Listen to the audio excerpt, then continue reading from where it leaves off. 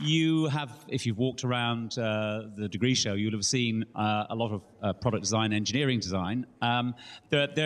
Like a university, like everything else, is gradually changing, and new courses come in and things develop.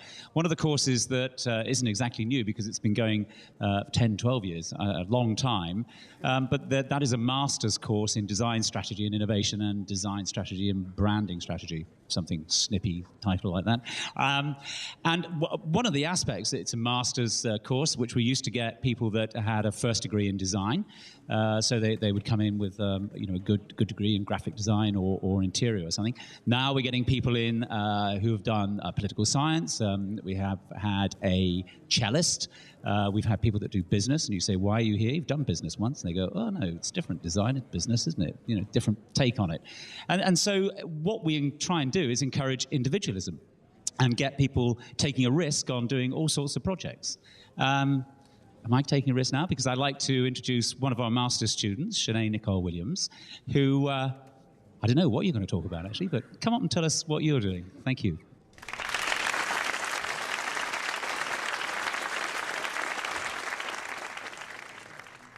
All right. Well, in the spirit of doing what you love, I love fashion. And so as a fashion designer, I wanted to look for responsibility, because I felt that I had a responsibility to think about what I was producing and the implications of my creations on society. And with that in mind, I observed the world around me and noticed that there was an overwhelming obsession with consumerism, constantly buying things, and looked for a way to change it. And I created this collection. Basically, it was a capsule collection of 6 wedding dresses that countered the argument of traditional bridal wear.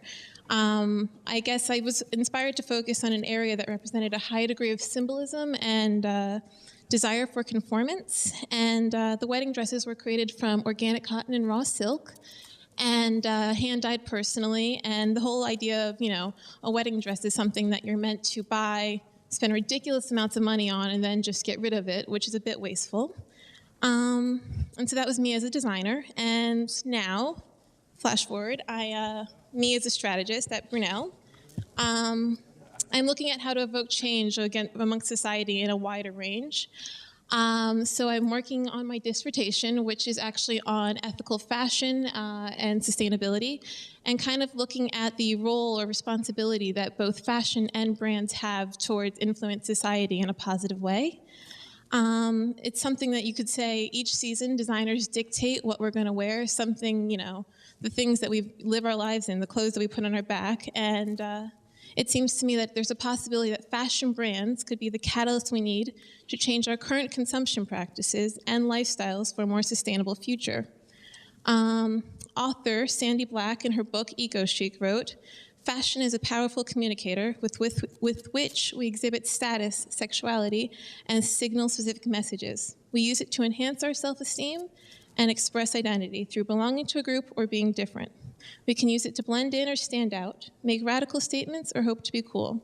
Fashion functions as a social catalyst in many situations, and everyone has an intimate relationship with their clothes, whether subconsciously or more overtly." So with that in mind, I ask again, can fashion evoke societal change? Basically, right now, I've just been kind of looking at what the fashion industry is doing, and the fashion industry is currently fueling our societal obsession with what's hot right now. We're living in a fast fashion culture. We literally go out so that we can buy something and dispose of it, and then go buy something else. It's constantly looking for the next trendy item and what's hip and cool for next, week. And with that in mind, I think that we all have to consider that the implications of these practices and our purchases on the global workforce and the environment are detrimental. So there is an upside to it, I guess. A lot of consumers and brands seem to be responding. And in my research, I have identified 2 groupings of brands, which I've been calling the adopters and the adapters. On one side, you have the adopters. It's the newly developing brands that have integrated ethics into their brand from the onset. You get brands that I think most people are familiar with, like Innocent Smoothies or The Body Shop, and then American Apparel or People Tree within fashion.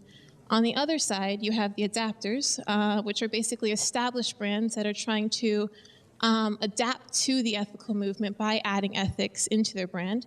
You get brands like Marks and Spencer's with their Plan A, or Toyota and their hybrids, Timberland and Levi's jeans. And to me, it seems like the challenge that exists is that newly developing adopter brands have trouble actually having consumer appeal and market reach, while existing adapter brands aren't always very authentic with their integration of ethics and struggle to actually get the message to consumers. For me, it seems that the ideal scenario for the future is for ethics to become part of what is socially expected of brands. It's a future where newly developing adopter brands actually have market reach and consumer interest, and on the other hand, your adapter brands will actually truly care about ethics and integrate into the brand legitimately. In the same future, I think fashion brands will encourage consumers to rethink their purchasing practices and lifestyle choices, and all of us will evaluate the implications of our most basic actions. And on a positive note, I think that this future is not too far off. I think that we're at a bit of a tipping point right now where we as individuals, brands, and society have to kind of decide where we stand on the subject. And if you look through newspapers or any of current events that are happening right now, it seems that the move towards a more sustainable and ethically responsible direction is almost inevitable.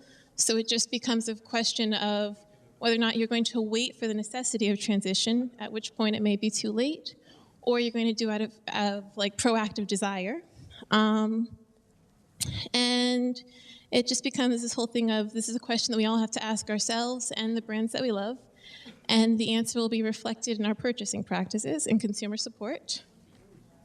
And seeing as this is a design conference, I ask that you consider this topic as both designers and as consumers. As consumers, know that every time you buy something or put money down on a product, you're supporting the brand behind it and what they're saying and advocating all their practices. And as designers, we all have a responsibility to consider what it is that we're producing and putting out into the world. Not by any means am I saying I'm perfect, but when I created this collection, I was acting as a design adapter, or adopter, that is, and I was integrating ethics into my brand from the onset. But now, as a branding strategist, I hope to do more and influence more, my ultimate goal being to be at the forefront of promoting change in the fashion industry, as I believe it could be the catalyst we need for a more sustainable future. And so to conclude, I basically just ask that you all consider that every action we have has an implication, and that we all have the power to influence society. And I think that's the end.